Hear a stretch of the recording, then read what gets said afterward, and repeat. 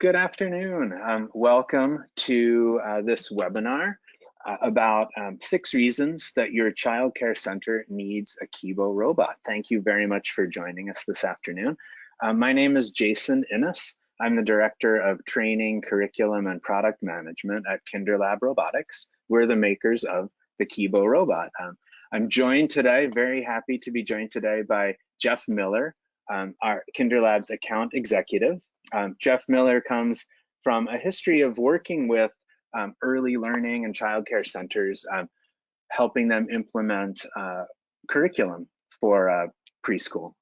So Jeff knows a lot about ways to sort of deliver age-appropriate learning for young learners, and he is an enthusiastic supporter of teaching children to do creative coding and STEAM education in early education settings. So I'm not gonna sort of get in the way of Jeff's presentation. This will be his show today, and Jeff will share for about 45 minutes some real research-backed benefits of including robots like KIBO in a STEAM education program in early childhood. During the time that Jeff is presenting, we would welcome you to participate by using the questions feature in the GoToWebinar control panel. You can send questions.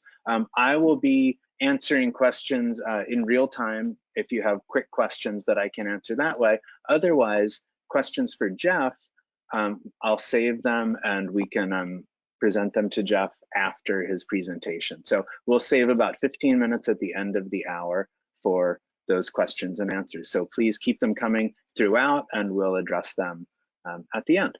So thank you again for joining us, and I'm going to turn it over again to Jeff Miller. So Jeff, take it away, and thank you. Thank you, Jason. Couple things. Sometimes my voice tends to wander away from the computer, and if my voice starts clipping and you can't hear me, just text a message into Jason, and Jason will reel me in.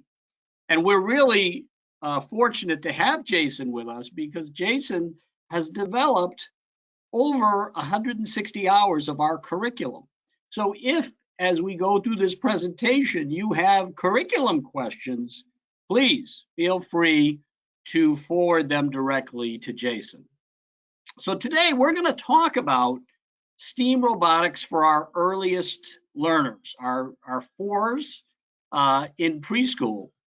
And let's see if I can be fortunate enough to, yes, we got the slides going. So our KIBO's a robotic kit for 4-year-olds that allow them to build and imagine and program and decorate their own robot and bring it to life. And as a company, our goal is universal STEAM literacy. We want every young child to have the opportunity to experience our technology platform and to learn how to code. And to do this, we've made a program that's fun, it's educational, and it really gets the kids jump-started at a very young age. We want to build confidence in STEAM thinking and collaboration. And today, more than ever, the technological exposure to kids are younger and younger, and our goal isn't to create an engineer from every child, but to expose them and to launch them potentially on a magical mystery tour of coding and to get them started. And our research shows that we're able to do that with children as young as 4. So why do we do it? Because the demand for STEAM education is growing. This chart on the right shows the earlier that we invest in the kiddos, the bigger return we're going to get on our investment. And it's the right time to do it because if we wait till 4th grade, especially with the girls, gender, sports, and peer pressure are going to get in the way. Girls will say, oh, coding is not for us, it's for the boys. And the other thing is you guys, right? Our preschool teachers, nobody taught you about STEM when you were a kid. So there's a little bit of anxiety around that from the teachers. And Because of the nature of our program, it's fun, it's easy to learn, it's easy to incorporate in your culture. We feel that this will enable you to embrace our program with enthusiasm. And what's the societal impact? Well, of course, we're going to reduce that achievement gap and reduce gender and racial and economic inequalities of STEAM literacy. We're going to have a more STEAM literate citizenry, right? That'll help us make better civic decisions. And we're going to improve the economic competitiveness of our country. There are a lot of great jobs out there for folks who have a passion and a background for STEM. So the program, it's based on 20 years of academic and field research from Tufts University. And the biggest thing I can share with you is it's physical, right? We use these blocks. It's tactile. There's movement and physical, a physical nature around our products. And this is what our children love about it. And most importantly, there are no screens. So these are, based on the developmental needs of our children. It's open-ended, it's collaborative, it's expressive, and for you, as I mentioned, it's easy to integrate into your curriculum. So this is what KIBO looks like. And we start by sharing our sensors, right? And we've got a light bulb that elicits light. In the back, we have an ear, and that allows KIBO to hear.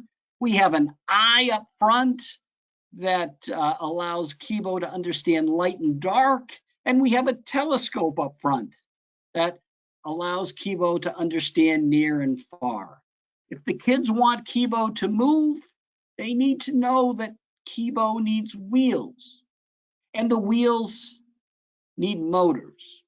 And the kids have to understand the relationship between the blocks and these sensors.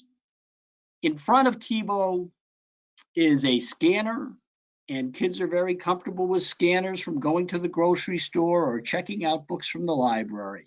So as I turn to the next slide, you can see the blocks here, the tactile nature, and every block has a sticker on it.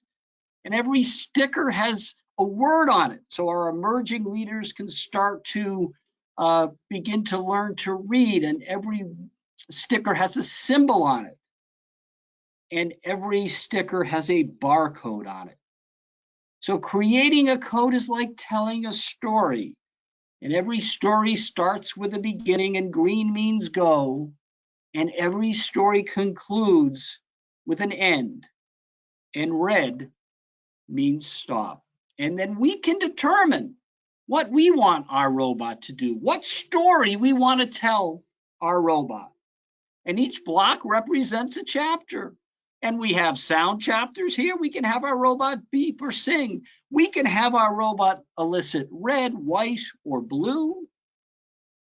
We can have our robot move forward or backward. We can have our robot dance. It can spin and shake. We can have our robot turn left or turn right. And we can even have our robot listen for a clap.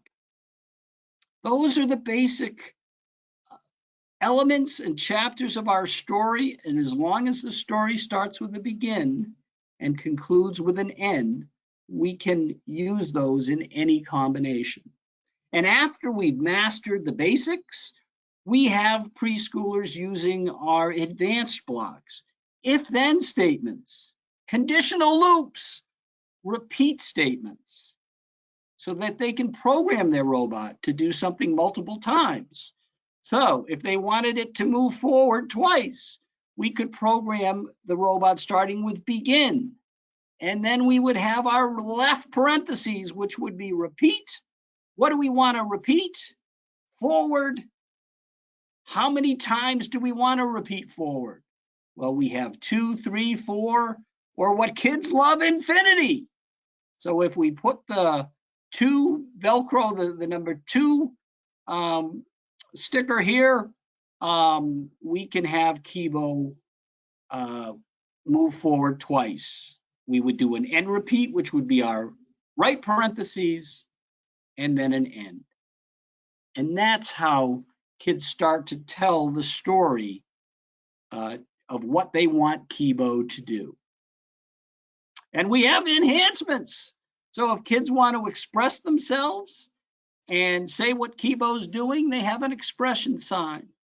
If they want to add Legos, which we learned early on are popular in pre-K classrooms, they can build Legos onto their KIBO. And if they want to record sound and record playback, they have the ability to put a microphone sensor in KIBO and then have 3 different audio clips. And that could be their own voice, that could be a sound an animal is making, a number of wonderful things.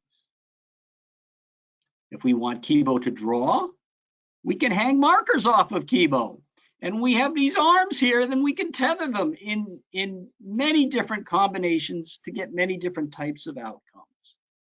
And we even have a robotic arm available for KIBO.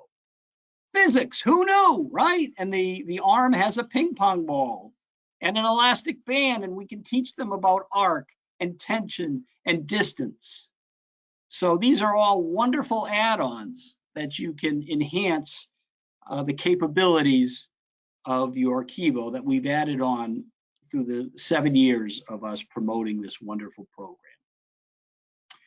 And if in your preschool you have after-school programs for some of the older kiddos, or you have winter programs or summer school programs, well, you can add our advanced coding extension kit that has, believe it or not, subroutines. So you can take an entire story with a number of blocks and put that story into one block and then run that with a bunch of other blocks. So it really gets us into the 3rd and 4th grade with this program. So a little bit about us.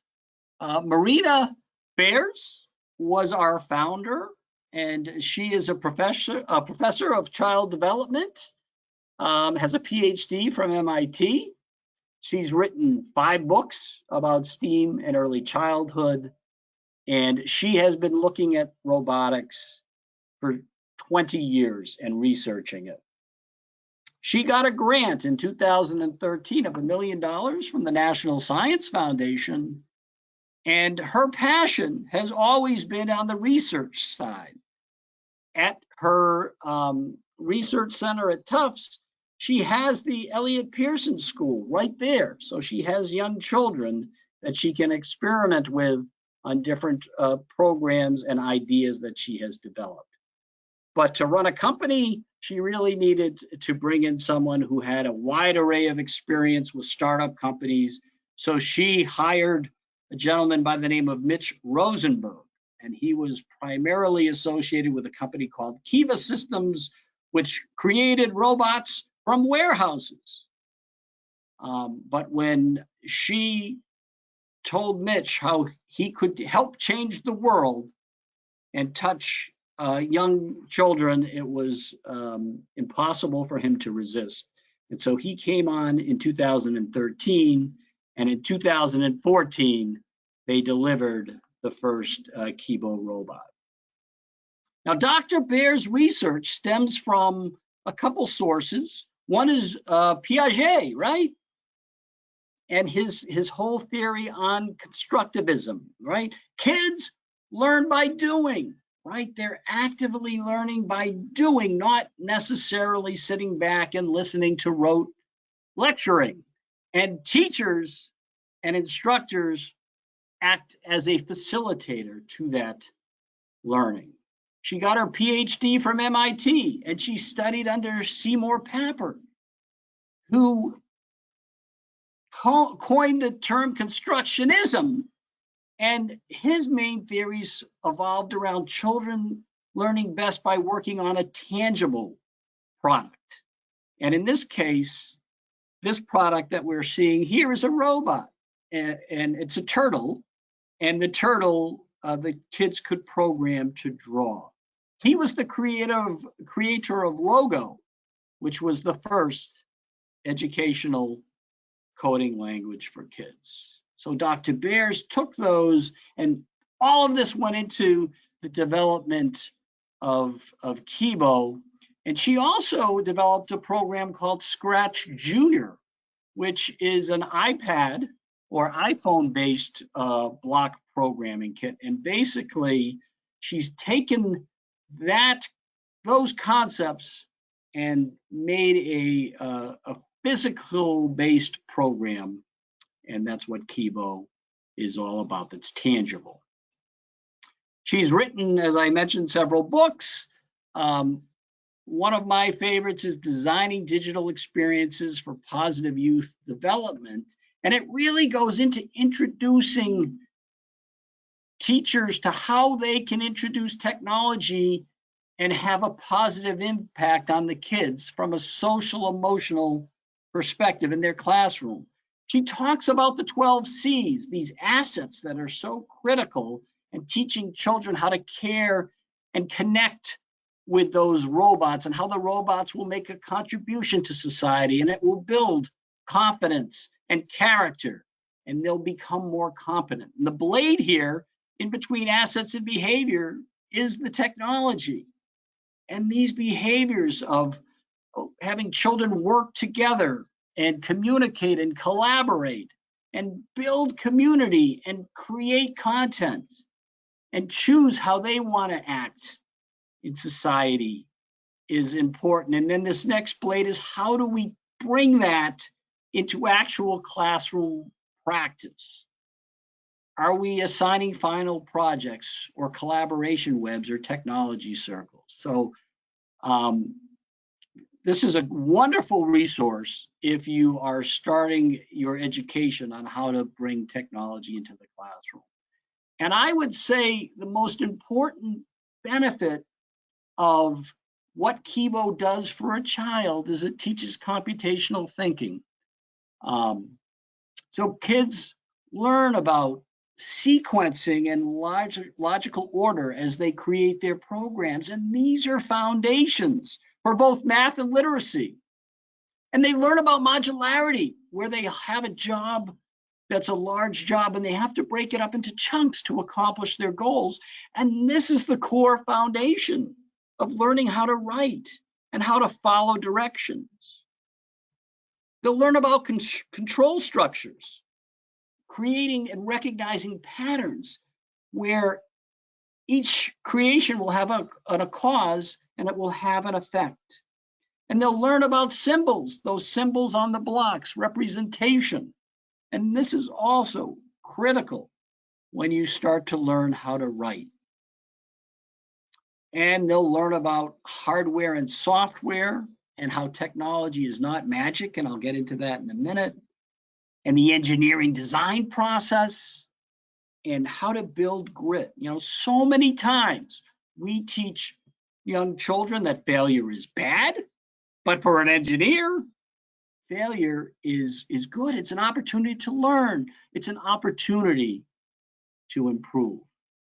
So these are all 21st century learning skills that we aspire our children to have: the critical thinking and creativity, the collaboration, and the communication. And what have we learned? We are learning that 62% of our kids are improving in sequencing skills.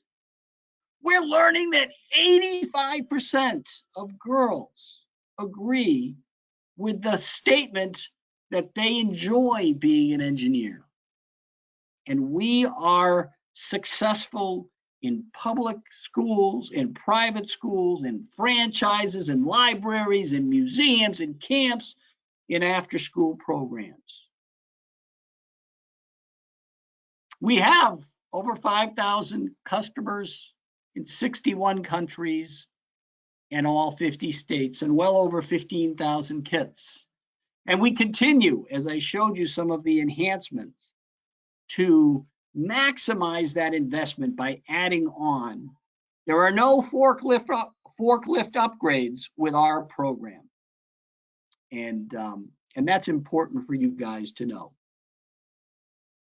So we want children to engage in technology and be active producers, not necessarily with a computer where they're passive receivers, right? And this will build their confidence and get them comfortable with technology and engineering. Dr. Beers makes the analogy where when a child is first born, they go right into the playpen. And while that's safe, there's really no opportunity to learn. But when they get out to the playground and they're experiencing other apparatus and they're working with other children, that's where the learning happens. The parents are still on the bench watching, it's still secure. And that's what she wants from young children, is to make coding their playground. And we want them moving and doing and making and experimenting and collaborating. And again, it's screen free. And we reinforce the learning by having them move, and it's tangible. The underbelly, that's what KIBO looks like. We're very transparent, right? It's not a cell phone. You can see that there are batteries to run our program. There's a circuit board. There are cables and ribbon cables. That chip right there is the brain, and there's the speaker. Kids are curious.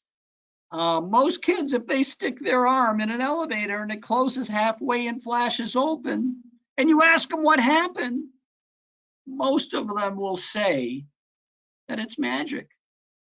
And it's not magic. Coding and robotics is human, part of the human condition. And we want them to understand it. They're curious and they want to know.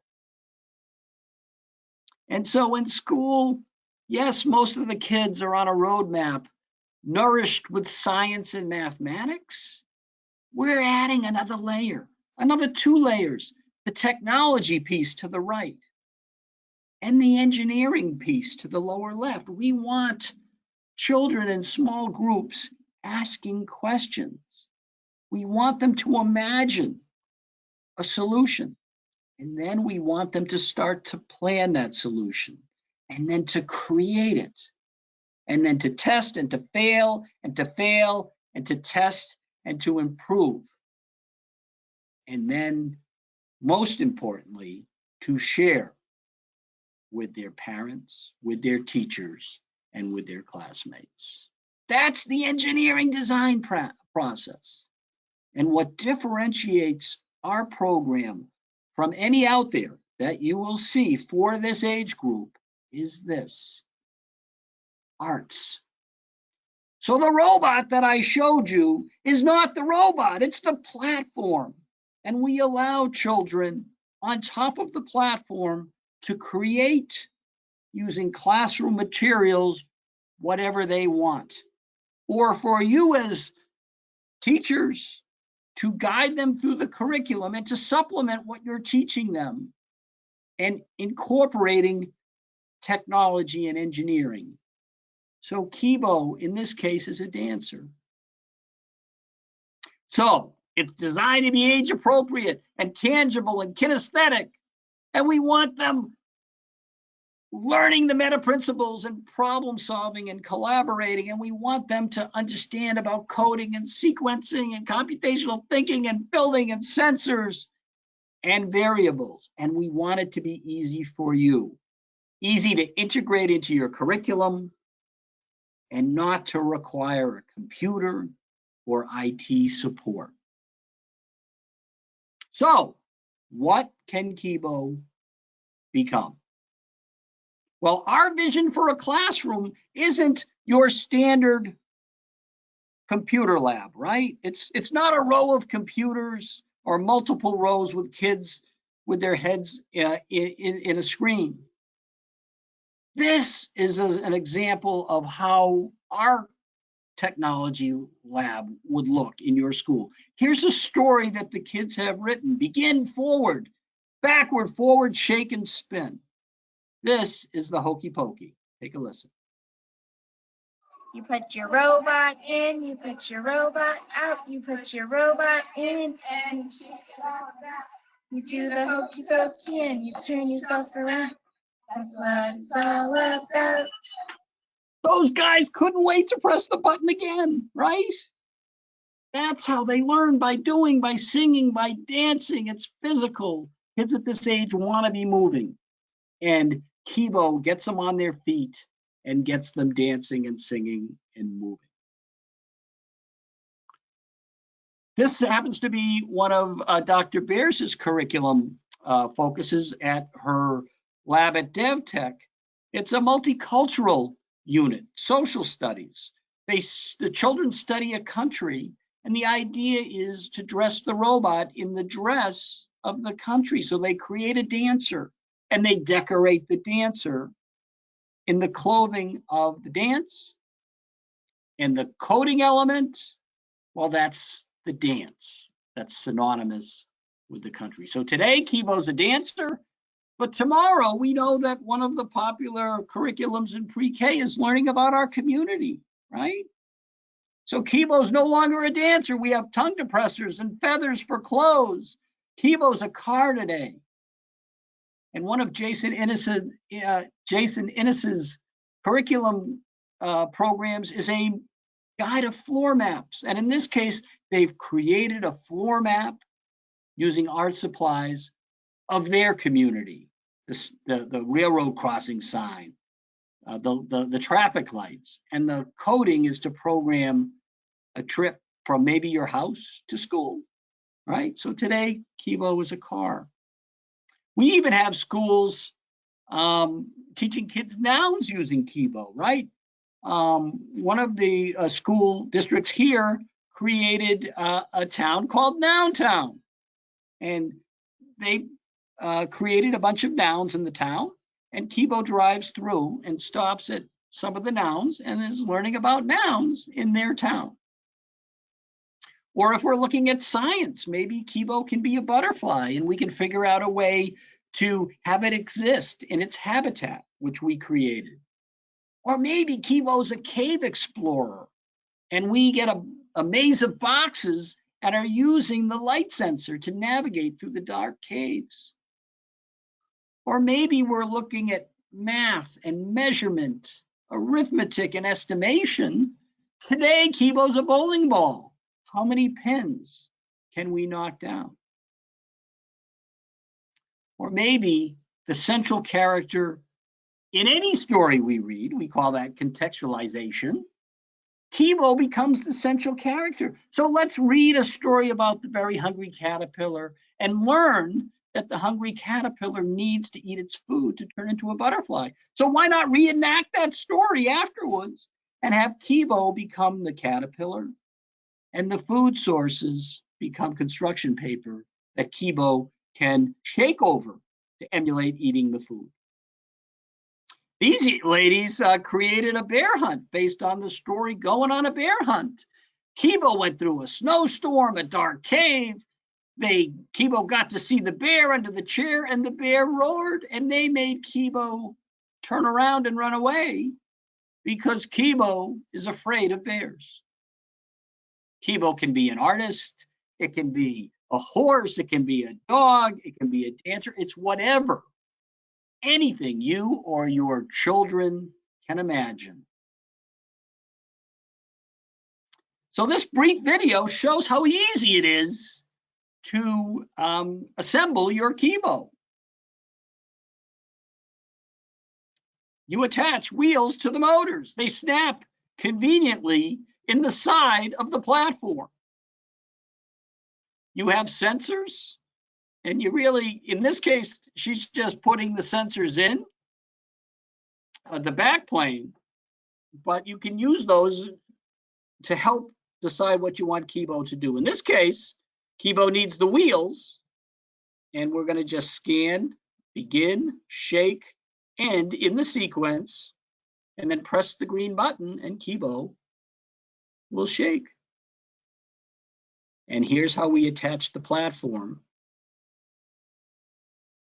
And we've got a holiday theme here, Halloween, maybe winter, and we have our pumpkins and our snowman. It's that easy. So where I think we really differentiate is this is not, as I say to Jason, it's not a product, it's a program. And it's Jason and his work in developing our curriculum that differentiates our program. As I mentioned, there are 160 hours, and it involves 3 structured areas, right? The computational thinking piece, which is the programming, the engineering design process, which is the building, and the integration component. What's the curricular theme that we're integrating in? This is not a one-to-one student to robot ratio. We want 2 or 3 students working at any given time on KIBO, and one could be the builder, one could be the programmer, and one could be the art designer, and they can rotate their jobs.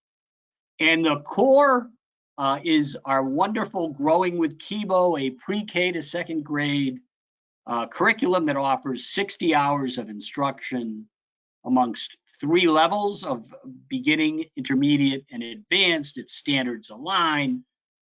The lesson plans are clear and concise, and they're designed for whole class instruction. We have a Creating with KIBO guide, which is 20 to 40 hours, and basically just gets us through 8 specific lesson plans. We're creating engineering structures and dropping them from our ankles in lesson 1. We're learning about what a robot is. We're doing the hokey pokey, and then we're learning about our sensors and our advanced blocks, and it all culminates in a final project, like most of our curriculum does.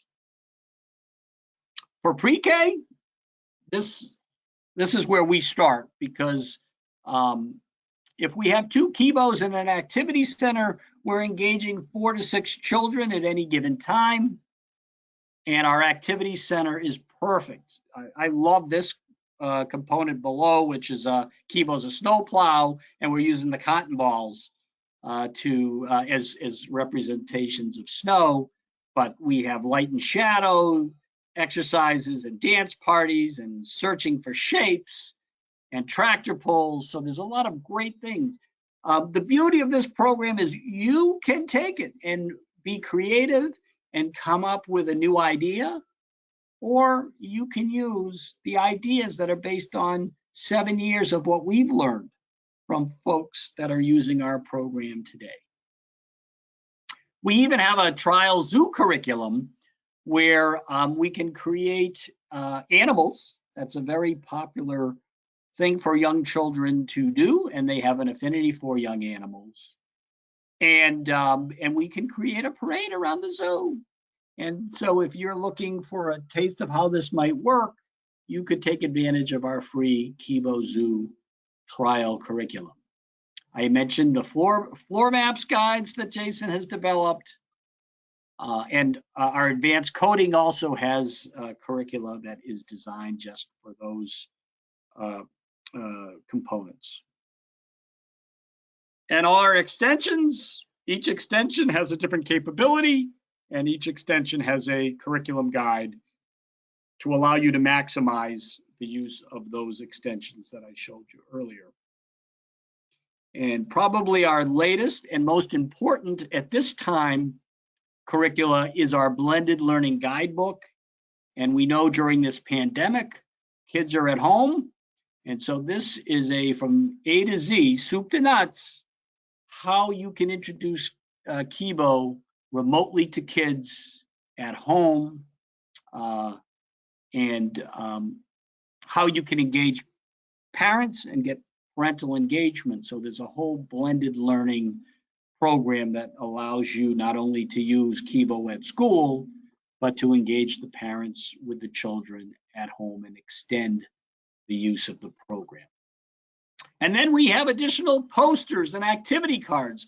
One of the enhancements, accessories here that is most attractive for young children is the large mock-up cards of the blocks. And some of the kids might have issues scanning the blocks. So in lieu of the blocks, you can lay down large cardstock in the sequence, and every block has a card, and they can scan the cards. It's also a great way to introduce these concepts to the classroom with large blow-up cards. So a lot of exciting things, and we've just revamped our activity cards, and they have another wide range of lessons and activities there. Engineering design handbook to monitor your the process of your final project at each stage of the engineering design process, and assessment workbooks.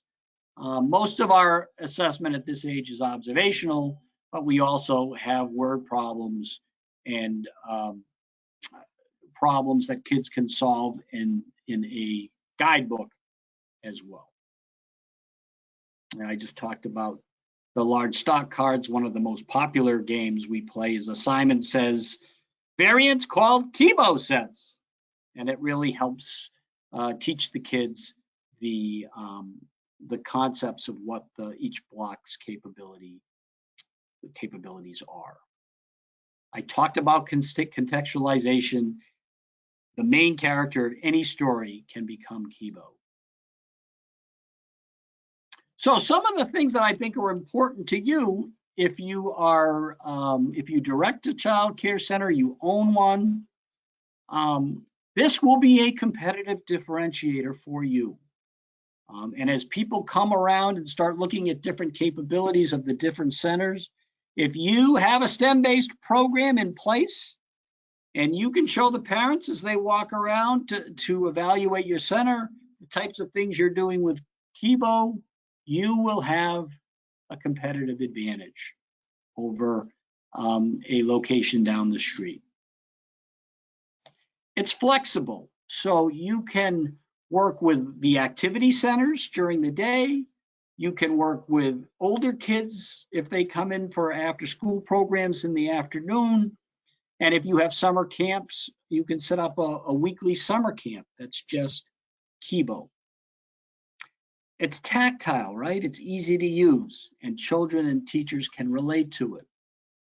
It's interactive, right? Kids learn by doing. It's physical.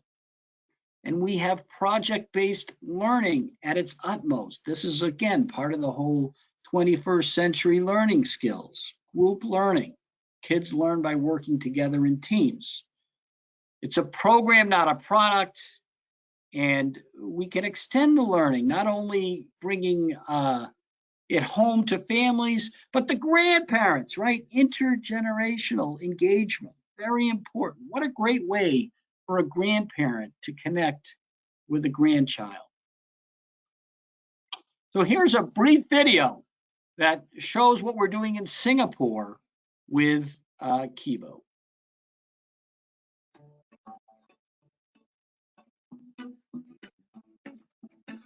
IDA has commissioned a research to evaluate the educational impact of a robotics kit called KIBO by a research team from Tufts University in the United States. The research will study the impact of introducing developmentally appropriate robotics in early childhood in the Singapore context, and will draw out pedagogical practices and benefits, as well as the support and structures needed to bring about the desired child development outcomes. KIBO is a robot kit specifically designed for young children aged 4 to 7 years old.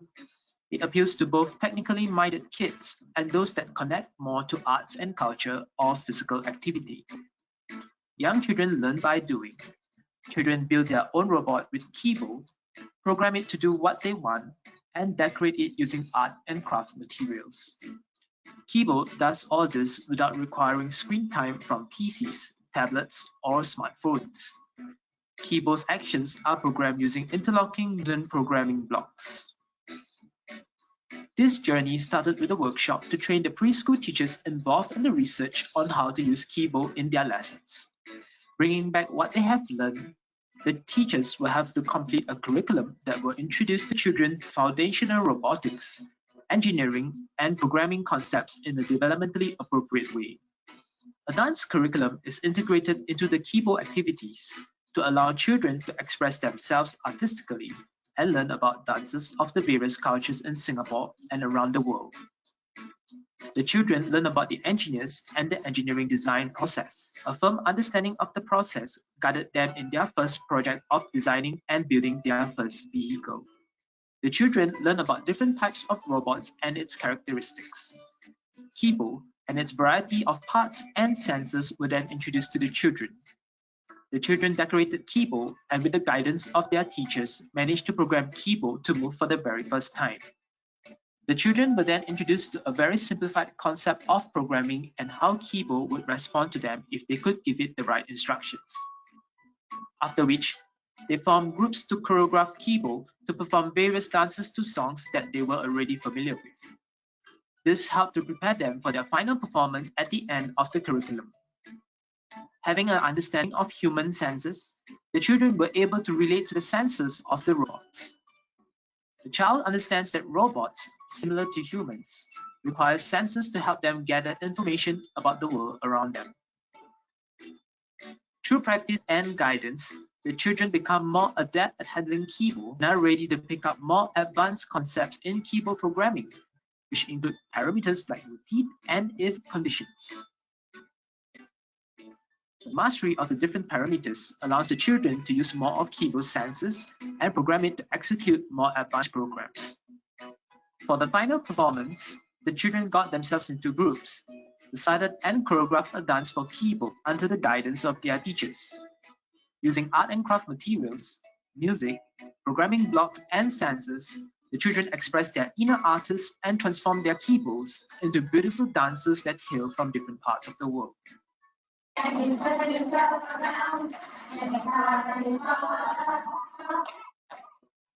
they're more confident in themselves and they are just picking up more also, especially those quiet ones. They are more involved, especially mixing with friends, working together apart from learning the usual curriculum. They have this to explore and then be creative and innovative and also more confident in themselves, which is good in building the holistic development. They're always moving forward. After week, they get really excited when new concepts are introduced, and they are really enthusiastic when tasks are being carried out, and especially manipulating with people, doing programming, scanning. Preliminary findings also show that teachers are able to implement the robotic curriculums in their classes, and they are not only able to implement what we gave them, but also to adapt and modify the curriculum to meet the needs of our own students. I like KIBO because KIBO is a robot and it's fun. I think that this is a very good exposure to the children. Every time Ivy comes back from the KIBO class, she's very excited and tells us about what she achieved in each lesson. What about the KIBO lets the children learn on fun? It's brain development is very fast. They're doing all this creativity, acting development is a lot of this idea, creativity.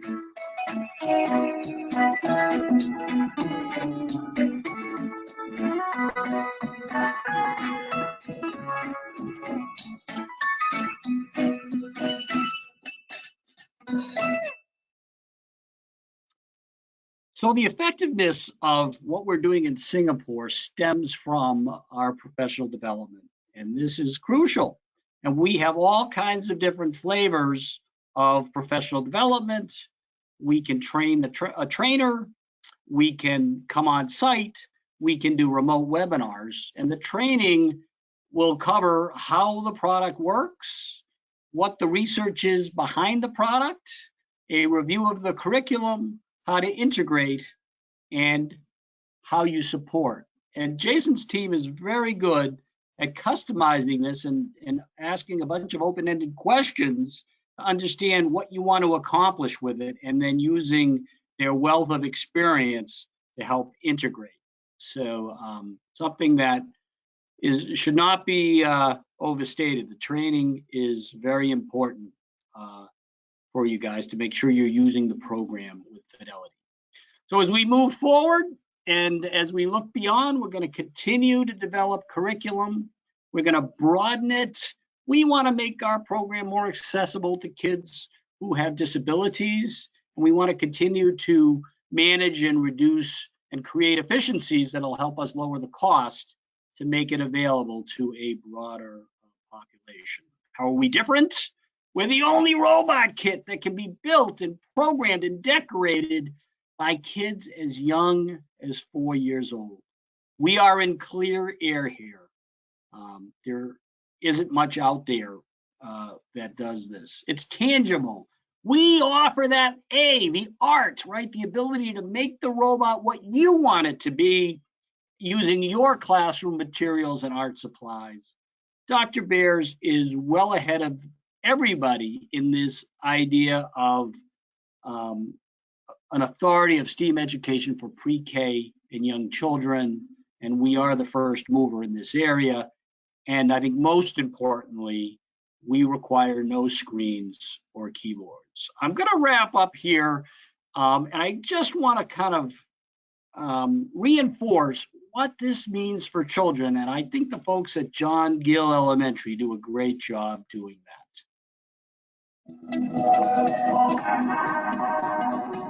They're ready for the kinds of the beginning stages of computational thinking. They're ready to start solving problems and in this kind of way. They're exposed to machines and computers pretty early on now. And so having them understand that they can have control over machines, sort of where we were really interested in teaching them about at an early age. It's not about the robot, it's about what the robot teaches you about computational thinking. So the two foundational concepts that we teach kids when we're teaching them making. So agency is the I can. It's the ability to do it, the ability to tackle problems, the keeping going when you make a mistake or when you can't do it. This is where kind of grit is developed in here.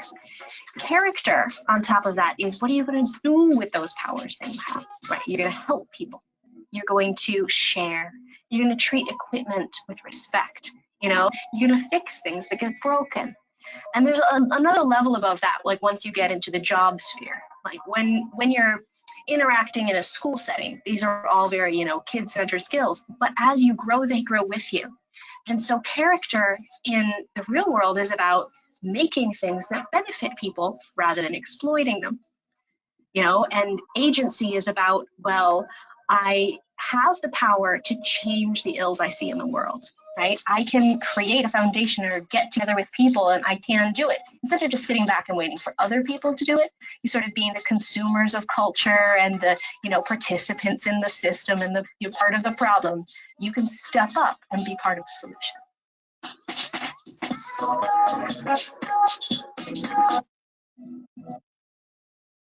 So the I can, right? And you guys, you can do this. You can do this, and it's a great way to launch the kids off on a wonderful experience that potentially could help change their lives, no matter what their gender is, no matter what their socioeconomic status is. Coding's here to stay, gang, and there's not a better way to introduce them than starting out with a program like KIBO. Jason, I'm going to turn it back to you for questions. I apologize, I went over a few minutes, but were there any questions? Yeah, actually. So thanks, Jeff. Thanks for that presentation about KIBO. Great stuff, as always. Your enthusiasm for this always shines through. So we did have a question from Delilah, who asked about kind of pricing and how KIBO is sort of sold and packaged. So if a center decides to bring KIBO in, what are their options and what's how you mentioned KIBO is designed to work ideally in small groups of children so that we can support collaboration. But can you share a little bit about what that means about how a center would buy KIBO?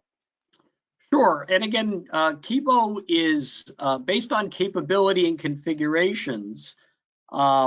You can start with a KIBO with limited capability and then add blocks and add sensors to give it more capability and accessories.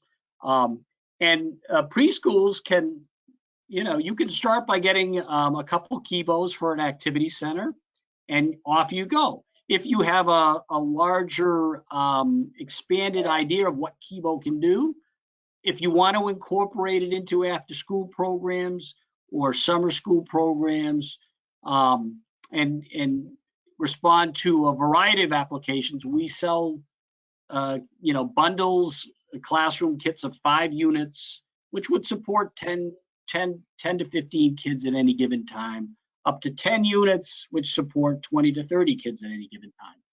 So I'd be happy to get into the specifics of pricing, Delilah, if you want to ping me afterwards, but certainly we have the flexibility to allow you to dip your toe in the water or to dive in.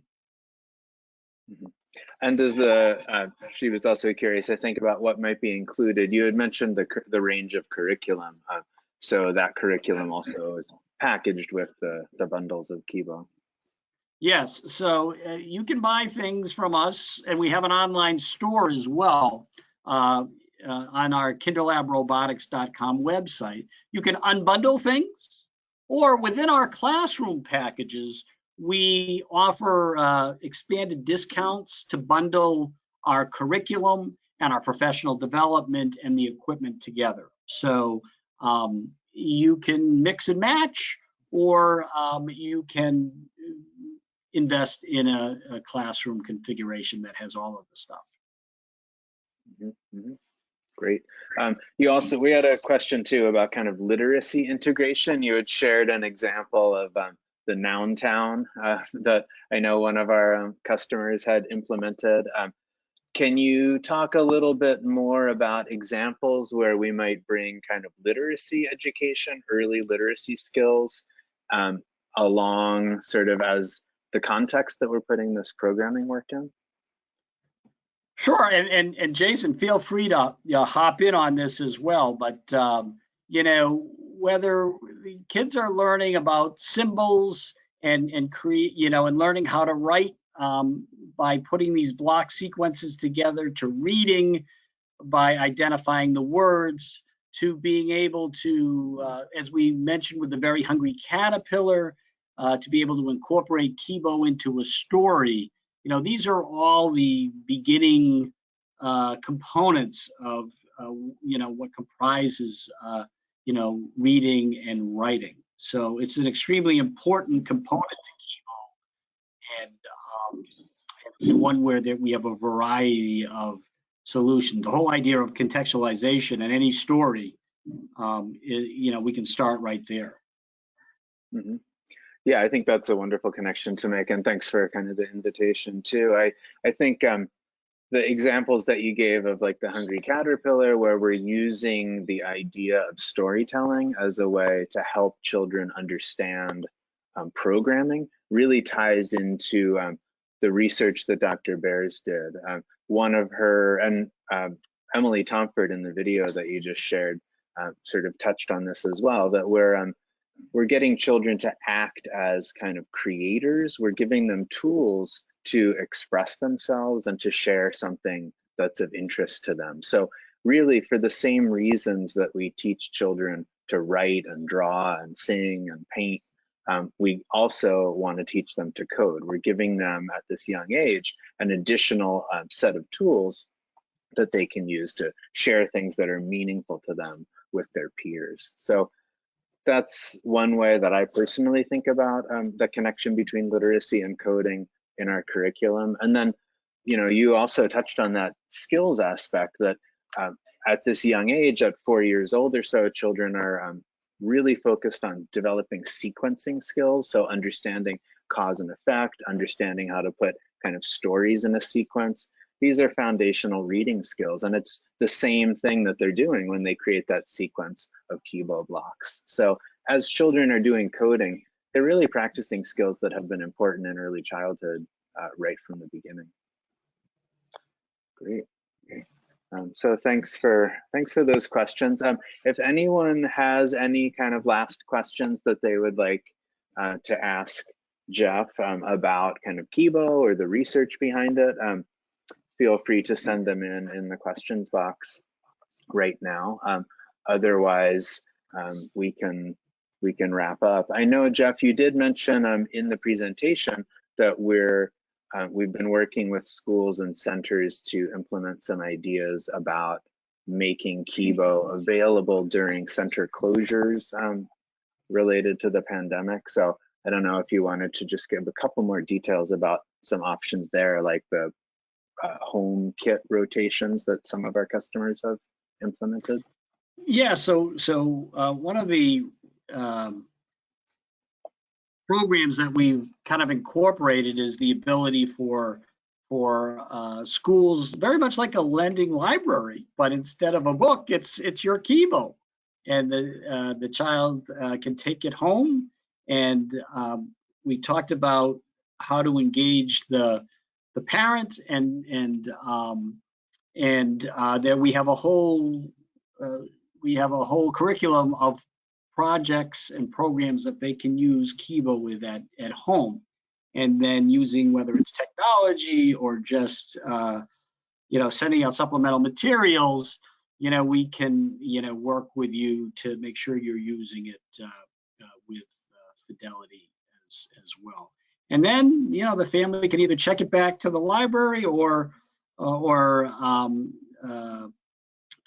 bring it, clean it up, and we have all kinds of cleaning strategies for our KIBOs, and then deliver it to the neighbors. So all kinds of ways for kids to use it at home, especially during these times. Mm-hmm. Yeah, it's important to build those bridges too between home and school, or home and your center, finding ways to involve the parents, finding ways to involve the children in new ways. So that's something that I know a lot of folks who run centers or early childhood programs are concerned with, is keeping that community together. And a program like this, where children can create a project with their parents and then share that with their peers, really provides a way to maintain that connection. Great. Excellent. All right, well, thank you all very much. So Jeff, how can folks get in touch with you if they'd like to learn more? Yes, email jeff@kinderlabrobotics.com. jeff@kinderlabrobotics.com. And happy to walk other folks that might be part of your leadership teams through this program as well.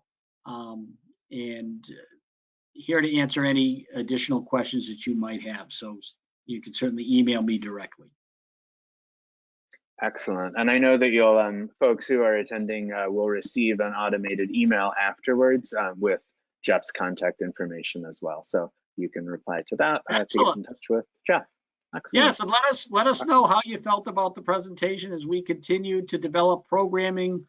The more we can learn about you, the more effective that we can be about meeting your needs. So thanks for the opportunity. And Jason, thank you for putting this together today.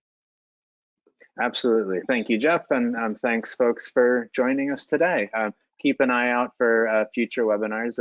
We'll be planning another webinar soon, which will be about teaching tips and activity ideas with KIBO that you can implement kind of right away. So look forward to that. And thank you again for joining us. Take care. Take care.